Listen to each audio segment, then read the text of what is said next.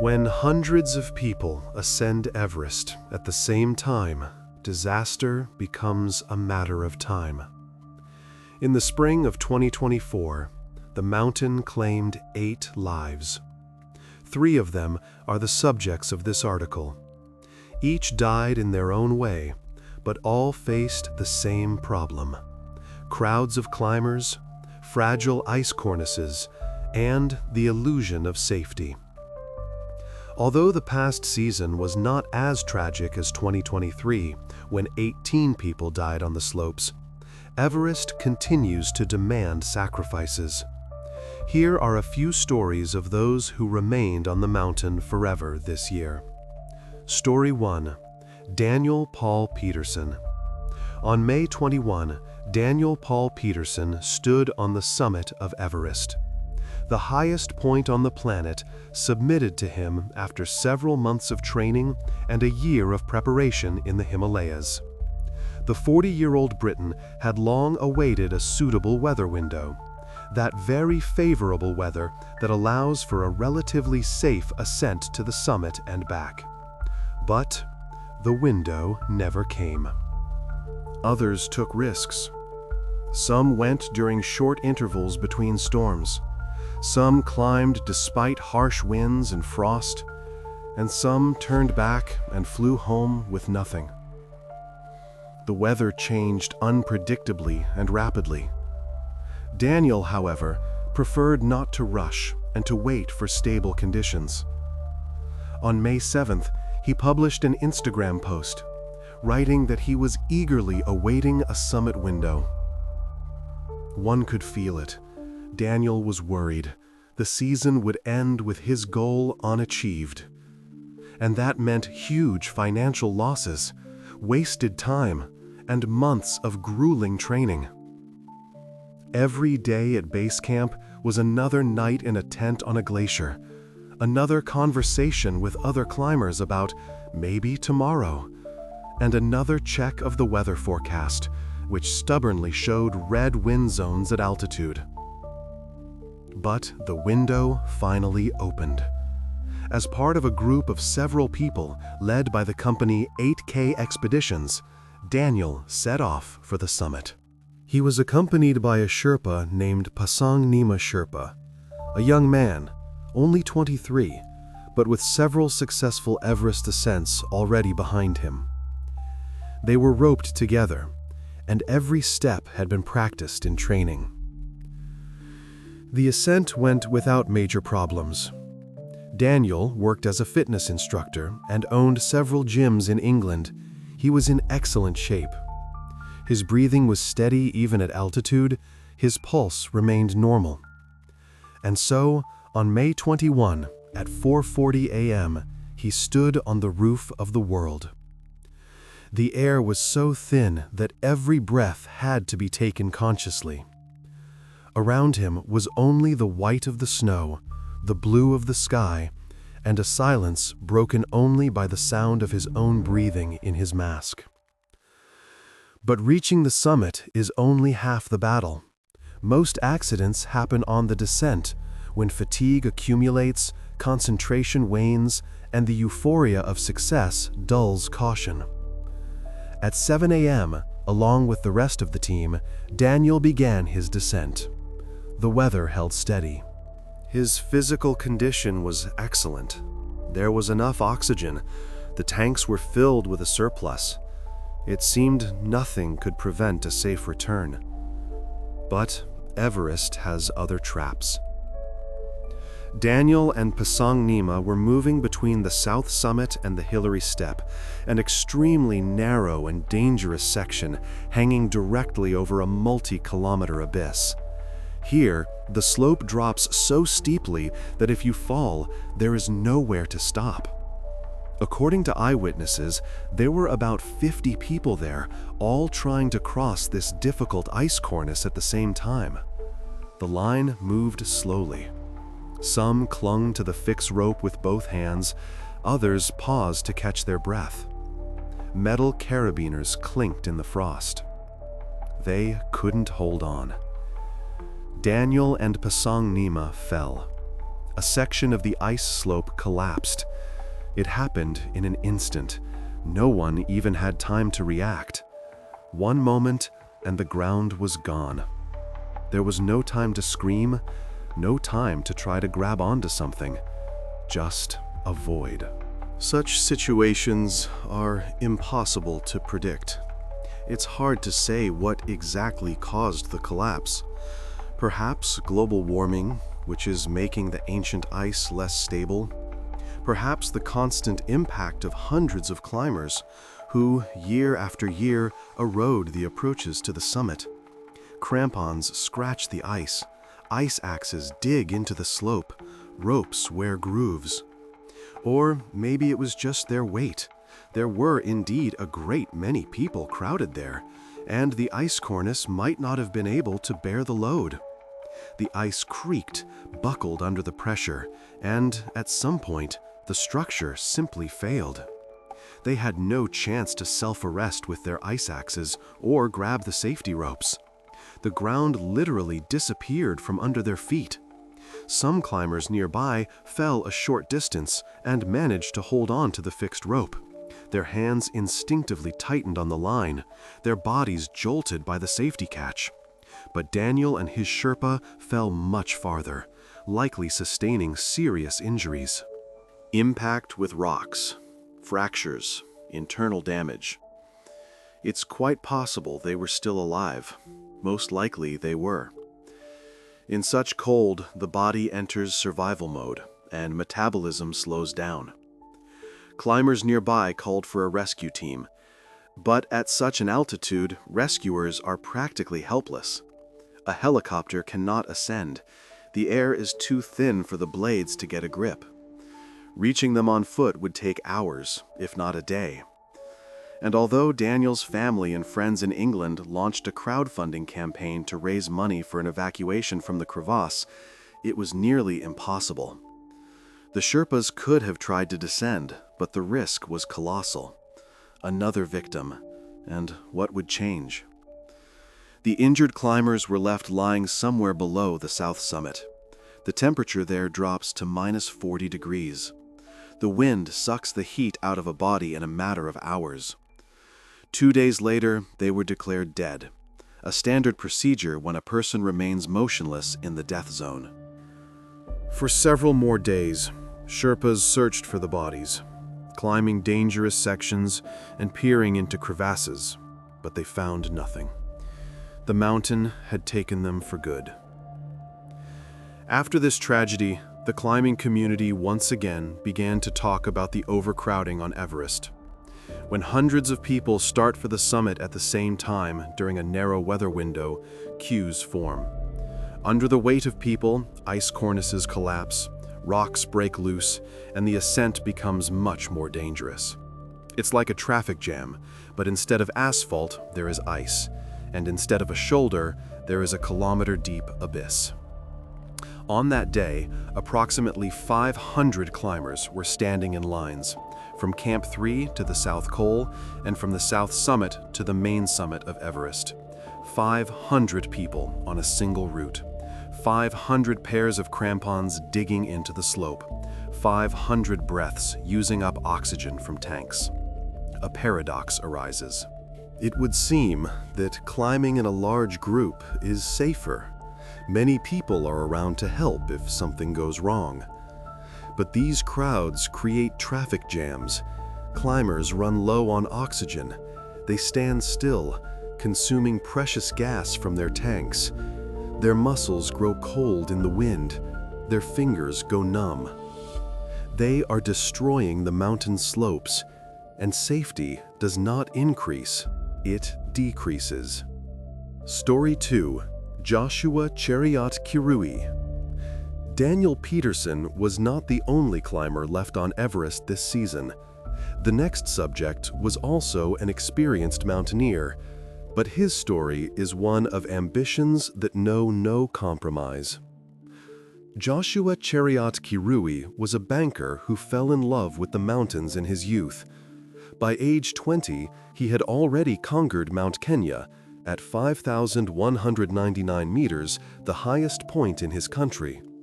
And he didn't just climb it once, he climbed it 20 times. 20 ascents is no longer a hobby, it's a way of life. Each time, he studied new routes, tested gear, and worked on his technique.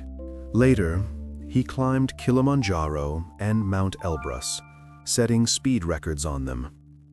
Like Daniel, he was in magnificent physical shape.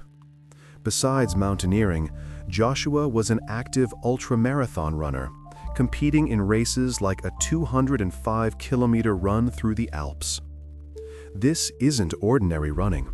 It's a multi-hour test of endurance, where the body operates at its limit and the mind must remain clear. Joshua knew how to endure pain, how to push himself to keep going when his body screamed, "Stop." And in 2023, he became the first African to summit the 8,000er Manaslu without supplemental oxygen. He was a truly formidable athlete. And Everest was supposed to be the next logical step for him, not just another peak in his collection, but proof that it could be done. However, Joshua planned not just to make the ascent, but to set a record. He wanted to be the first African to climb Everest without supplemental oxygen. The first. This is important. Not one of many, but the very first. This is an incredibly difficult task. Only 2% of those who have successfully summited have managed to do so without supplemental oxygen. At that altitude, the air is so thin that without oxygen tanks, the human body begins to slowly die. The blood thickens, the brain receives less oxygen, and reactions slow down. Above 8,000 meters, in the so-called death zone, the body can no longer recover and simply begins to waste away. For some, it happens faster, for others, slower, but it is an inevitable process. Cells die, tissues break down, the heart works to exhaustion. The lack of oxygen in the body can cause altitude sickness, which leads to pulmonary or cerebral edema. The lungs fill with fluid, breathing becomes gurgling. The brain swells inside the skull, pressure builds, and hallucinations begin. Without supplemental oxygen and without an urgent evacuation to lower altitudes, a person faces death. Whether it is swift or slow depends on the individual. But Joshua was confident and was going for the record.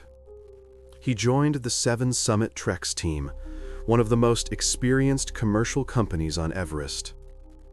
On May 9th, he posted a photo from his acclimatization, with a caption stating he was confident of a successful Everest ascent, with or without oxygen. This confidence was palpable in every word. On May 19th, after several days at base camp, Joshua and his team got the green light to ascend. The weather was good. Meteorologists predicted a stable 48-hour window. The wind had died down to acceptable levels. It was an excellent time for an attempt. Despite his grand plans, Nawang Sherpa, who was guiding him as a client, carried an oxygen cylinder for him, in case Joshua decided to abandon his record attempt or needed to be evacuated. The cylinder weighed several kilograms, extra weight, but potentially life-saving. But Joshua had set clear rules for when the Sherpa was allowed to intervene. If he lost consciousness, if serious symptoms of altitude sickness appeared, or if they encountered insurmountable difficulties, such as traffic jams on the ascent. In recent years, climbers have formed huge queues for the summit, and not all of them reach their goal. Standing in line in the freezing cold, losing precious time and energy, is its own ordeal.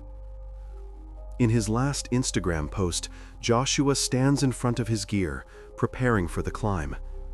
He captioned the photo by saying that, in terms of physical, mental, and time investment, the expedition takes over a month, and financially, The number of zeros it took to make it happen means he would be declaring bankruptcy as soon as he landed back in Kenya. There was both irony and truth in these words. A commercial Everest expedition costs tens of thousands of dollars. At first, everything went well. The weather was stable, and Joshua was moving at a good pace. His steps were confident, his breathing steady. On May 22, he and his guide left Camp 4 for the summit.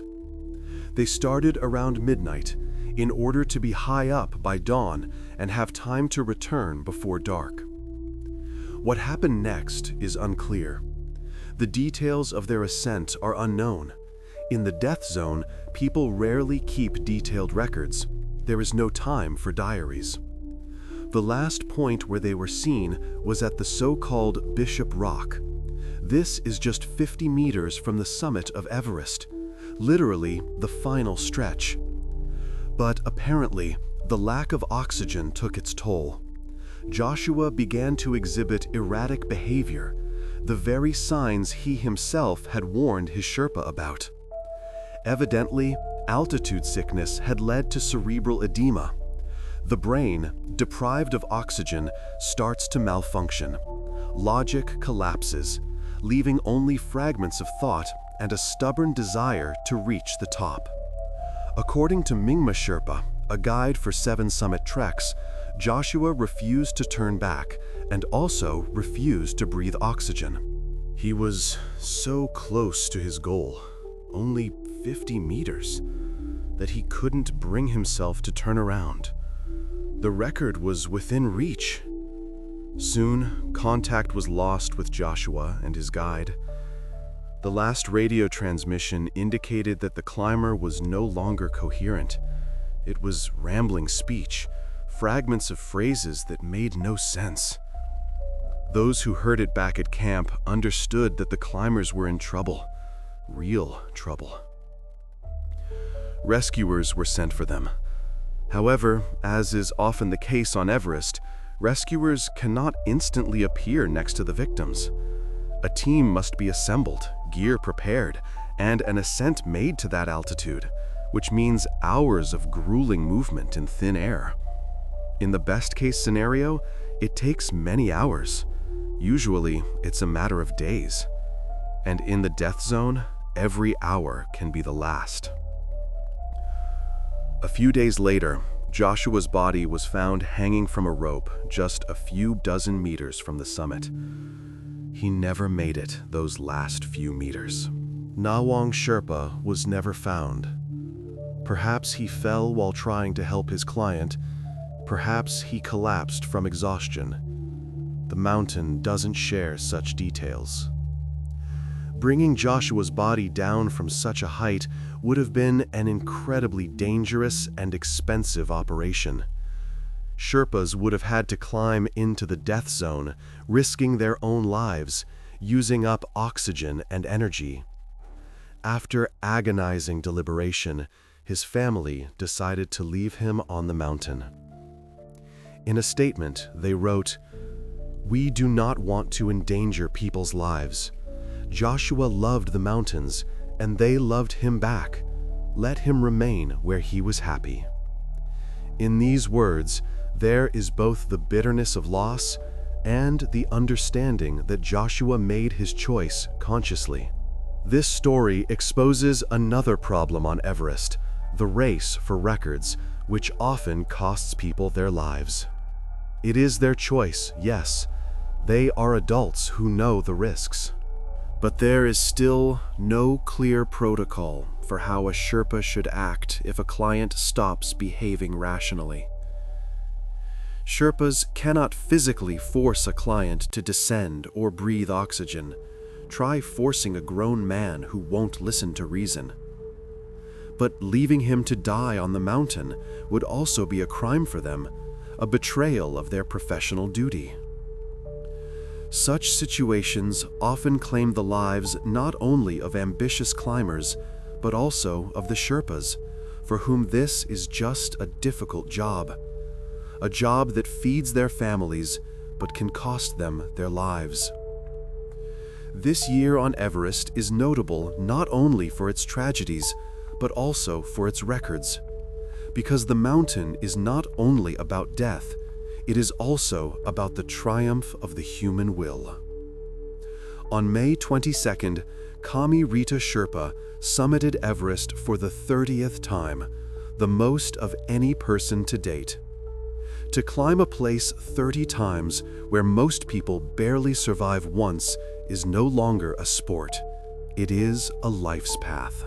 The Polish climber Piotr Jerzy Przywara made history by becoming the first and fastest person to summit Lhotse and Everest without supplemental oxygen in a single day. 23 hours of continuous movement at an altitude where there is almost no air. British climber Kenton Cool reached the summit of Everest for the 18th time, the most for a non-Sherpa climber. 18 times through the death zone and back. Story 3. The Mongolian climbers. The next incident involved two Mongolian climbers. Usuk Jargal Saikhan and Purev Jargal Surenhava wanted to be the first Mongolians to conquer Everest without supplemental oxygen and without Sherpa support. A completely independent climb. No guides, no oxygen tanks, just you and the mountain. Usuk was 31 and Purev Jargal was 32. Both were experienced climbers with many years of experience. They had been preparing for the ascent for many months, training in the Altai, harsh mountains where the cold and wind forge character. They knew they were pushing the limits of their capabilities. On May 13, after acclimatizing, they were ready for the ascent. Their bodies had adapted to the altitude as much as is possible. The climbers started from Camp 4 early in the morning, when the sky was still dark and the stars shone brightly in the thin air. They were seen by a team from trekking team of Nepal, which decided to turn back due to strong winds. The experienced guides sensed the weather was changing. The weather window the Mongolians were aiming for was very small. They had to hurry. Every hour counted. However, because they were not using oxygen, their pace was very slow. Without oxygen, every step requires incredible effort. The lungs work at their limit. The heart beats wildly. Ultimately, before reaching the summit, they made the decision to take out the oxygen tanks they had brought for an emergency and use them. The record or their lives? They chose their lives. Or so they thought. At 8:54 a.m., they stood on the summit of Everest, holding the Mongolian flag. A moment of triumph. They had reached their goal, but they were completely exhausted, every muscle burning with fatigue. Moreover, their small oxygen supply was running out. The tanks they had brought for an emergency were not meant for a full ascent. It was clear. It wouldn't be enough for the descent. The math was simple and brutal. Furthermore, the weather began to deteriorate. The temperature dropped sharply. The thermometer showed close to -40. And a strong wind picked up, knocking them off their feet and turning the snow into stinging needles. For some unknown reason, they had left their radios at Camp 4 and were completely without communication. Perhaps to lighten their load, perhaps they simply forgot in their haste. The result was the same. No one knew what was happening to them. By the evening of May 13th, when the Mongolians failed to make contact, a rescue expedition was sent to find the missing climbers. Sherpas climbed in the darkness, shining their headlamps, scanning the slopes. It was only several days later that their bodies were found in different places on the southeast ridge of Everest, meaning they had separated at some point, or one of them fell and the other tried to help. The Sherpas retrieved their phones with the last photos from the summit. Happy faces, a raised flag, a moment of victory that became their last. The bodies were only brought down on May 25. It was a dangerous and grueling job that required immense courage. Climber Usuk Jargal Saikhan was a father of 3 and one of Mongolia's most famous mountaineers. Now his children will grow up without a father, and the country has lost a hero. Although there were far fewer climbers left on the mountain than in 2023, when a record 18 people died, the number is still too high. 8 lives. 8 families who will never see their loved ones again. This article has covered just 3 stories out of 8. 3 fates. 3 tragedies. 3 lessons the mountain teaches every year. The government of Nepal has once again issued a record 478 climbing permits. It seems they have no plans to slow down. Mountaineering tourism brings too much money into the treasury. This means there will be more and more people on the mountain. The queues will be longer, the pressure on the fragile ice slopes will be greater, and the risks will be higher. This year, there were 656 successful ascents, 63% of all attempts. The mountain is becoming more popular, more accessible. Commercial guides lead people on ascents who have little idea of what mountains are. For them, it's an exotic adventure, an item on a bucket list, a photo for Instagram. Many seem to think that if you are physically strong and have the money for such a climb, then you are in no danger. That modern gear, experienced Sherpas, and good weather are a guarantee of success and safety. But every year, Everest proves this assumption wrong. The mountain doesn't bargain. It takes those who underestimated it, who relied too much on luck, who couldn't turn back in time. And it continues to remind us, here, it makes the rules.